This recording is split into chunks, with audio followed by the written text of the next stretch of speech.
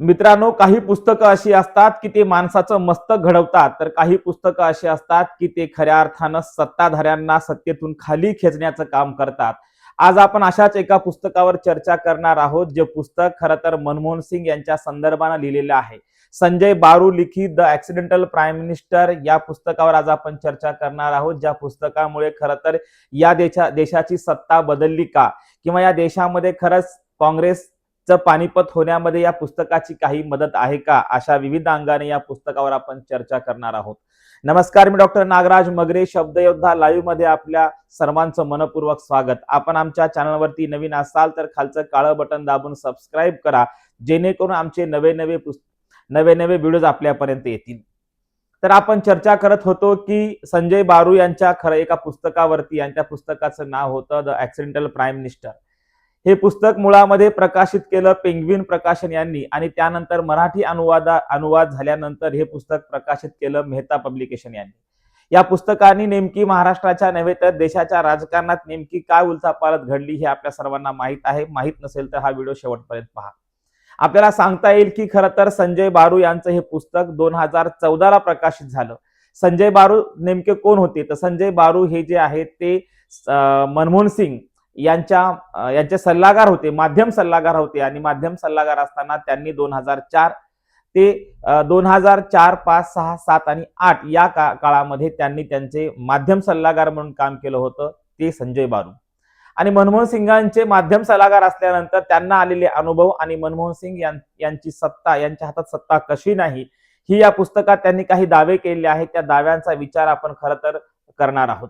मनमोहन सिंगांचा माध्यम सल्लागार म्हणून काम करत असताना मनमोहन सिंगावर 2014ला पुस्तक प्रकाशित होते, आणि त्याच्या काही दिवसानंतर लोकसभेच्या निवडणुकीची रणधुमाळी सुरू होते. आणि या पुस्तकाची चर्चा खरं तर शिकलेल्या लोकांमध्ये होते. जे लोक विचार करत होते, ज्यांना ही पुस्तक वाचलं होतं, त्यांच्यामध्ये एक वेगळा बदल झाला होता. आणि अशा काळामध्ये हे पुस्तक आलं, ज्याच्यामुळे काँग्रेसचं पानिपत 2014ला होण्यासाठी काही प्रमाणात या पुस्तकाची देखील मदत लागली असं म्हटलं तर हे वावगं ठरणार नाही. मग नेमकं या पुस्तकात दावे काय केले आहेत, या पुस्तकाची नेमकी मांडणी कशी आहे, तर आपल्या सर्वांना माहीतच आहे की मनमोहन सिंग हे सोनिया गांधी यांच्या सल्ल्यानुसार झालेले आणि त्यांच्या आशीर्वादानं झालेले प्रधानमंत्री हे आपल्याला सांगता येते. प्रचंड हुशार, प्रचंड बुद्धिमान व्यक्तिमत्व, परंतु एखाद्या व्यक्तीच्या सल्ल्यानंतर कार्य करत असताना त्या व्यक्तीची बुद्धिमत्ता ही कशी होते, या संदर्भात संजय बारू यांनी या पुस्तकात लिहिलं आहे. विशेष म्हणजे या पुस्तकाच्या संदर्भाने आपण यासाठी चर्चा करतोय की 2014ला हे पुस्तक प्रकाशित होते. 2014ला पुस्तक प्रकाशित झाल्यानंतर जेव्हा दुसऱ्या लोकसभेच्या निवडणुका येतात, म्हणजे 2019ला, आणि त्या निवडणुकीला पुन्हा या पुस्तकावर एक चित्रपट येतो, आणि शिकलेल्या आणि अभ्यासू लोकांमध्ये पुन्हा या पुस्तकाची चर्चा होते. आणि पुस्तकात या चित्रपटाचा विषयच असतो आणि चित्रपटाचं नावच असतं द ॲक्सिडेंटल प्राईम मिनिस्टर. आणि मग याच्यामध्ये जी भूमिका आहे ती अनुपम खेर यांनी मनमोहन सिंग यांची भूमिका केली आहे. आणि या चित्रपटाने देखील देशाच्या राजकारणामध्ये एक वेगळीच खळबळ उडवून दिलेली होती. आणि मग या पुस्तकाचा आणि या चित्रपटाचा परिणाम या सर्वसामान्य जनतेवरती आणि अभ्यासकांवरती झाला असं आपण टाळू शकत नाही.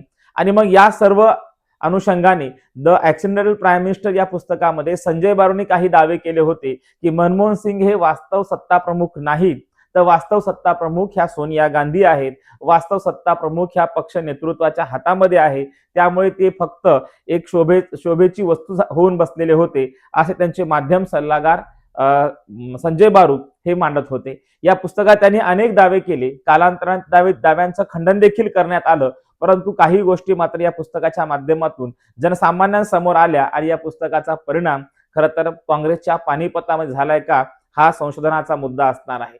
चित्रपट निघाल्यानंतर अनुपम खेर यांची भूमिका आणि त्या चित्रपटाला लाभलेला प्रतिसाद, आणि त्यानंतर 2019च्या लोकसभेच्या निवडणुका ह्या आपल्याला सांगता येतील.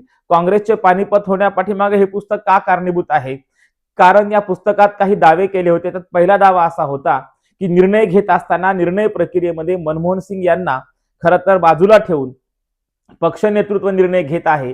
आणि पक्ष नेतृत्व निर्णय घेत असल्यामुळे बऱ्याच वेळा बुद्धिमान असलेल्या आणि प्रामाणिक असलेल्या, अभ्यासू असलेल्या मनमोहन सिंगांना अनेक वेळा काही निर्णय घेत असताना अडथळा येत होता. आणि तो अडथळा होता त्यांच्या पक्ष नेतृत्वाचा, अर्थात सोनिया गांधी यांचा.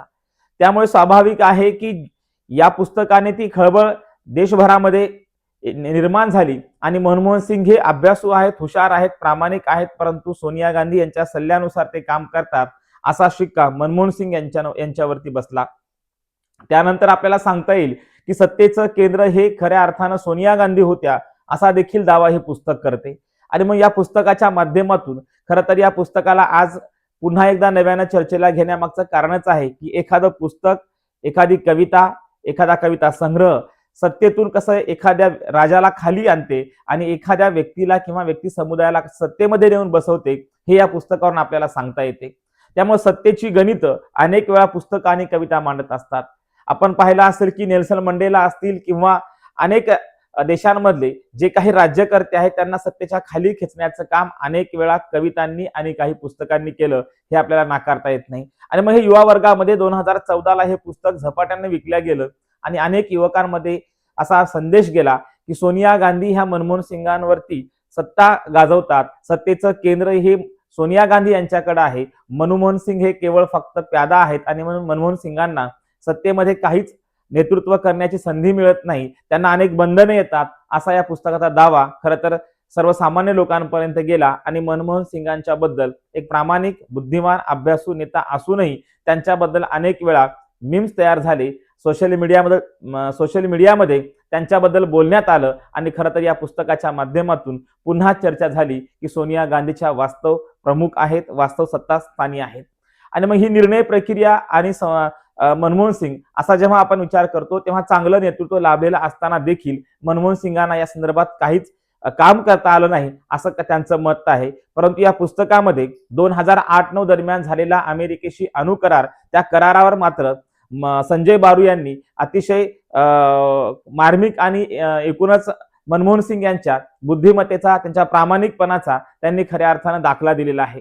अत्यंत प्रामाणिक आणि बुद्धिमान असलेले मनमोहन सिंग यांनी हा करार केल्यानंतर या कराराच्या माध्यमातून त्यांची खरं तर पकड ही राजकारणावर निर्माण झाली होती. आणि दुसऱ्या कार्यकाळात मात्र आपण पाहतो त्यांच्या या राजकीय कारकिर्दीमध्ये की त्यांची जी काही पकड आहे ती सैल झाली होती, परंतु अणुकरारामुळे आणि एकूणच त्यांच्या राजकीय काही निर्णयामुळे त्यांचं नेतृत्व किती खंबीर आहे हे दिसत होतं. परंतु अनेक वेळा या नेतृत्वाला अनेक वेळा पक्षप्रमुखांचे खरं तर अडथळे निर्माण झाले असा दावा देखील त्या पुस्तकात केला आहे. अतिशय प्रामाणिक असलेल्या मनमोहन सिंगांना मंत्रिमंडळ घाबरत नव्हतं. खरं तर प्रधानमंत्री हा मंत्रिमंडळाचा नेता असतो आणि मंत्रिमंडळाच्या प्रत्येक मंत्र्याला प्रधानमंत्र्याचं नेतृत्व हे मान्य करावं लागतं. परंतु अनेक वेळा काही मंत्री हे मनमोहन सिंगांना घाबरत नाहीत असं देखील या पुस्तकामध्ये म्हटलेलं आहे. एकूणच काय तर मंत्रिमंडळाचा नेता असून सुद्धा संजय बारू यांनी आरोप केला आहे की या पुस्तकाच्या माध्यमातून की बऱ्याच वेळा मनमोहन सिंगांना काही निर्णय घ्यायचे होते परंतु ते निर्णय घेता येत नव्हते, पक्ष नेतृत्व त्याला अड येत होतं. आणि म्हणून अशा बुद्धिमान आणि प्रामाणिक अभ्यासू नेत्याला आपला खरं तर आपल्या बुद्धिमत्तेचा आणि एकूण त्यांच्या निर्णयाचा त्यांना निर्णय घेण्याला हे अडथळे येत होते. त्यामुळे मनमोहन सिंगांचं कार्य आणि तो कार्यकाळ जो आहे तो सोनिया गांधींमुळे बऱ्याच वेळा काही निर्णय घेता आले नाही असा आरोपही या पुस्तकातून होतो. त्यानंतर या पुस्तकावर अनेक अभ्यासकांनी समीक्षात्मक लिखाण केलं आणि हे दावे अनेकांनी फेटाळून लावले. माध्यम सल्लागार असलेल्या संजय बारूंचं फार फार तर हे राजकीय आत्मकथन म्हणता येईल असंही काही लेखकांनी म्हटलेलं आहे. त्यामुळे काही दावे ते फोल ठरले, काही दावे हे चुकीचे होते असंही अनेक वेळा प्रधानमंत्री कार्यालयाकडून सांगण्यात आलं. एकूणच काय तर संजय बारू यांचं हे पुस्तक देशात 2014ला सत्ता बदलासाठी अत्यंत महत्वाचं होतं. त्यामुळे तो संदेश जो आहे तो युवकांमध्ये गेला होता आणि मनमोहन सिंगांना ऍक्सिडेंटल प्राईम मिनिस्टर ठरवलेलं होतं. आणि पुढे आपण पाहतोय 2019ला पुन्हा एकदा याच पुस्तकावरती चित्रपट निर्माण होतो आणि मनमोहन सिंगांची भूमिका अनुपंखेर करतात आणि पुन्हा तो मेसेज लोकांमध्ये जातो की द ऍक्सिडेंटल प्राईम मिनिस्टर पुन्हा होऊ द्यायचा नसेल तर पुन्हा एकदा सत्तेमध्ये नरेंद्र मोदी आणि भाजपला बसवावं लागेल असा नकळत संदेश दिलाय काय, ही शंका यायला लागते, असा प्रश्न उपस्थित होतो. एकूणच काय तर संजय बारू यांच्या मेहता पब्लिकेशननी अनुवाद छापलेल्या या पुस्तकातून आपल्याला सांगता येतं की एकूणच पक्ष नेतृत्वाच्या अनेक अडथळ्यांमुळे आणि सत्तेचं केंद्र सोनिया गांधी यांच्याकडे असल्यामुळे मनमोहन सिंगांना कार्य करता आलं नाही असं सांगता येतं. एकूणच काय तर या पुस्तकामुळे आपल्याला एक स्पष्ट होतं की देशाच्या राजकारणामध्ये राज्यकर्त्यांना खाली खेचण्याचं काम आणि राज्यकर्त्यांना गादीवर बसवण्याचं काम हे खरं तर एखादं पुस्तक करू शकते.